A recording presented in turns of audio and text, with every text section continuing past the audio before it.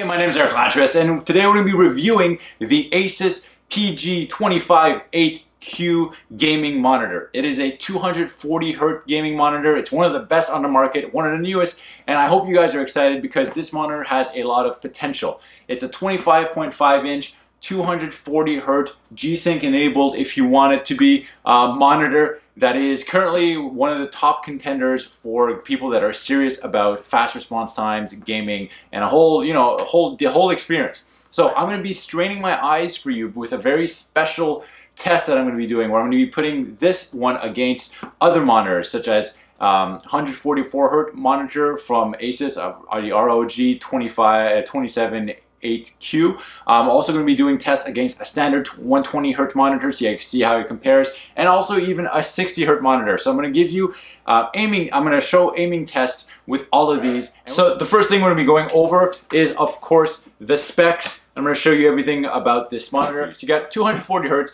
1 millisecond response time. It is an HD, so 1920 by 1080 resolution monitor. That is going to be what I consider the bare minimum, but actually the adequate, but bare minimum. 25.5 inches, which is also kind of like a really good size. It would be better if it was 27, but it's a decent size. It has a TN panel, meaning that the colors are going to be good, but nothing amazing like IPS. And also it has G-Sync. So G-Sync is really cool technology if you have a newer NVIDIA video card, which you probably should. And also there's another mode called ultra low motion blur mode. That is a really cool mode that basically replicates CRTs like back in the day. So super crisp. This is the crispest mode you could get, and I'm going to show you how to enable that at 144Hz and also a special 155Hz. There is a hack that you could do to enable that even higher than the normal official supported hertz. So you got to do that at your own risk, but it is doable, and I've done it and it works great. So let's take a look at the modes on this monitor. Completely on. Now what I can have is there's a blue light filter, which you will absolutely never use. You got the colors, which the colors by default on the screen are really bright. So instead of the default, which I think is 100, I put it at 15, which is probably what you're going to want to have it at. At 15 it's perfectly fine. Lower that. Contrast, also it's ridiculous. At default settings it is way too high, so you gotta lower that to 37 or so. Saturation, I just leave it default. Color temperature, also I have it just at slightly tweaked. Gamma, also super bright, this monitor. So that is one thing. Out of the box, it's gonna burn your retinas, so you just turn it down and it's great. Image quality. So here's where it gets really interesting. You have the overdrive, which you want to leave at normal. That's really going to give you the best option, best quality. Adaptive contrast control. So what that does is it'll make dark areas brighter. So if there's enemies or people, like you're playing a game and there's people in a dark area, this is going to help you kind of like limit the lowest black that you get. So this is going to help you see people in the dark areas. Very useful. So keep that enabled, and I put it not very strong. It's strength 14. Actually, that is kind of strong. All right, so that's where I'm at in terms of the settings. Dark boost, I only keep it level 1. You could do more, but the quality of the image kind of goes down. Other things, of course, you get input select and system setup. This is all default stuff. Just leave it. The other thing you might want to see, which is kind of interesting, is going to be some cool little features. So one of the cool features that you could have is going to be a crosshair that's just going to be overlaid on the screen. So you could use a crosshair like this. If you're playing a game, it sometimes removes the crosshair to make things more difficult. For instance, I'm thinking Hanzo in Overwatch. If you're playing that, if you're playing, then sometimes it's difficult to see where he's going to aim. You could use this and specify, and you always see the crosshair. Or what you could do, what is it? Counter-Strike. If you want to do AWP no-scope shots or Scout no-scope shots, you could use this crosshair. It's always on the screen, and then you're going to see where you're aiming at all times. So for some games, this could actually be quite useful. Now, for other games, you don't necessarily need to use it. What else do we have in terms of goodies? We have a timer, which you could activate, which I've never actually used. The other thing you could have is going to be FPS counter. So you can see it getting 240 frames per second. This is also something I don't really use. And display alignment, which is you don't really need to use that either.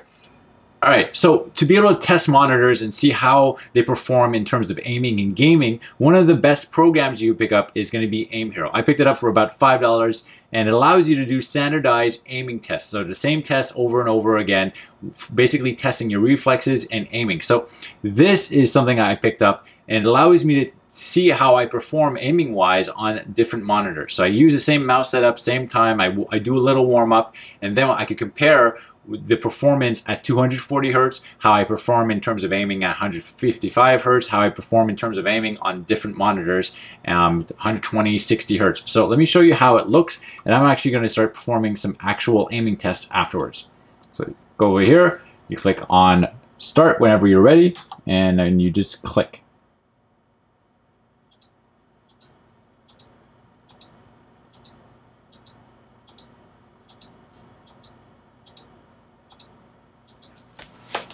All right, so now that I've warmed up, I'm actually going to be doing first test 240 Hertz on the Asus 258Q monitor, and it's going to be default settings for Aim Hero Reflex. All right, let's do a run. I'll start again.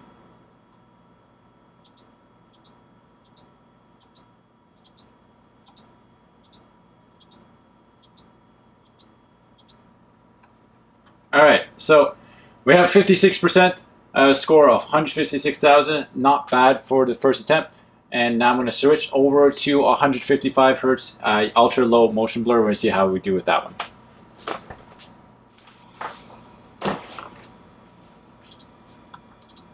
All right, so now we're doing the same exact test, except we're at 155 Hertz on the Asus PG258Q monitor.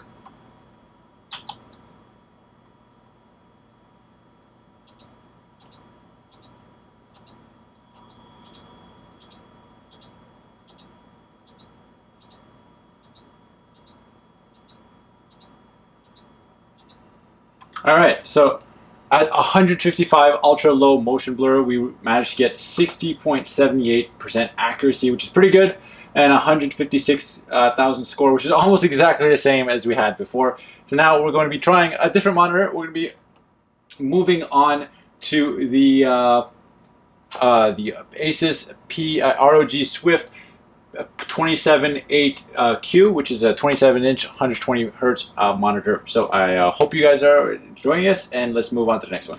All right, so now we're on the Asus ROG Swift 258Q, PG258Q in 120 Hertz ultra low motion blur mode. This is quite bigger, quite a difference in terms of size. So let's see how we do in this test.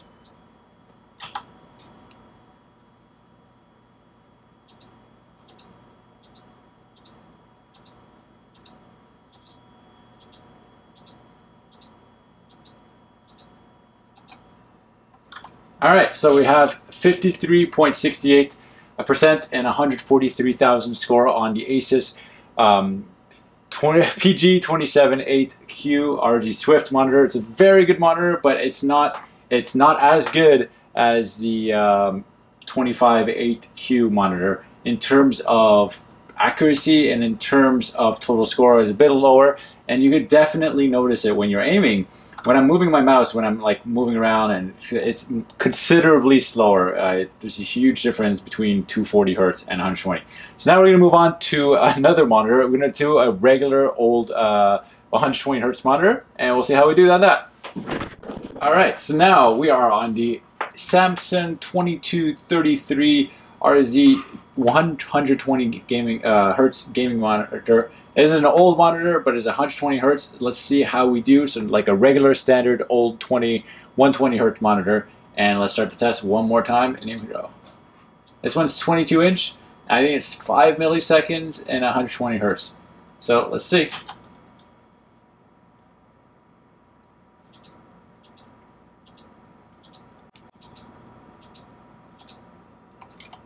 All right, so we have a 44.78, 125. This is on a very old 120 Hertz monitor. This is going to be the lower frames, but still decent, still higher than I expected, honestly. So let's move on to a 60 Hertz screen. I'm gonna try it one more time just to see. I'll take the best score, and we'll see if I can do any better.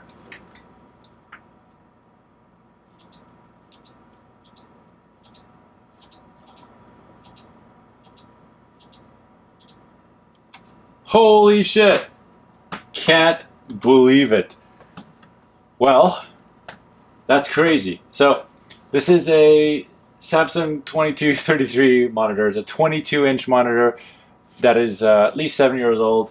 It has 1680 resolution, low resolution, 5 seconds no response time, and it's only at 120 hertz. Nothing special, no ultra low motion blur, no nothing, no 240, and I managed to get 59.48% accuracy, which is really good, and I managed to get 157,000 on my second score. So there it goes to show that as long as you're running 120, apparently if you get used to it, you could pop out some pretty good scores. So that's super surprising. Wow, that is so surprising. I am legitimately blown away, and I'm glad I tried it again. Now let's move on to a 60 hertz screen and see how we do with that. Alright, so now we're on the 60 hertz screen. This is a 22-inch 60 hertz screen. This is the old school type. This is what a lot of people that don't have gaming monitors are using. So let's go and see and do the same test. And wow, just as I'm moving the mouse, I can notice a huge difference. So let's see. This is going to be rough, but we'll see.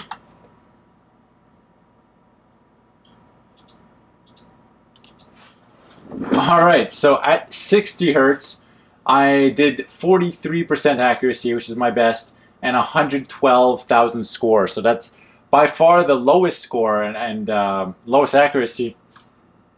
Really tried my best, but as I move, it is so hard to kind of see and gauge everything. So this was by far the most eye strain and also the most difficult to do. All right, well, what a ride. So I tested the Asus ROG Swift PG258Q, I believe, at 240 hertz, and we had some of the best results I've ever had in terms of aiming, in terms of gaming. So yes, I do recommend this monitor, but I was extremely surprised by the performance of just regular 120 hertz monitors. So I took the previous like 27-inch ROG Swift PG258Q, and we had some decent results on that, very good results in fact, and that experience was fun and smooth. And also, even taking an old school Samsung 2233, I managed to score a very respectable score and accuracy on that. So as long as you're at 120 hertz territory, you're only going to gain a little bit by moving up to 240 in terms of raw gaming performance. That surprised the crap out of me. I thought using an older 120 hertz screen, especially one with a 5 milliseconds response time, would be absolutely horrendous. And at first it was a little rocky, but then after I just, I gave it another shot, did another round, we got some decent results. So what you definitely do want to avoid, though, I think we've learned, is avoid 60 hertz. Holy crap, is that just, I hadn't used 60 hertz in a very long time, and going back to that and trying to do the gaming test was hard on my eyes. It was straining my eyes. It was difficult. I got the lowest score. Avoid at all costs. However, conclusion. If you want to live with what is probably one of the best gaming monitors on the planet right now, I would recommend the PG258 in terms of gaming monitors. If you already have a high-performing 120 or 144 hertz monitor, it's probably not worth the upgrade. But if you are just like going and getting a first monitor and you want the best, then yeah, definitely this one is. And I've actually even upgraded from previous 120 monitors, and I enjoy the gaming experience on this. I find it actually strains my eyes a bit less with the fast fluid motion. When you move from 240 back down to 120, there is a difference. You do notice it right away. I do notice it, and if it was a blind test, I would know which one is which, and playing with it makes a difference. But we are only talking about a few percentage in terms of accuracy and in terms of score. So I hope you've enjoyed this. My name is Eric Planches, and look forward to more reviews. Take care, guys.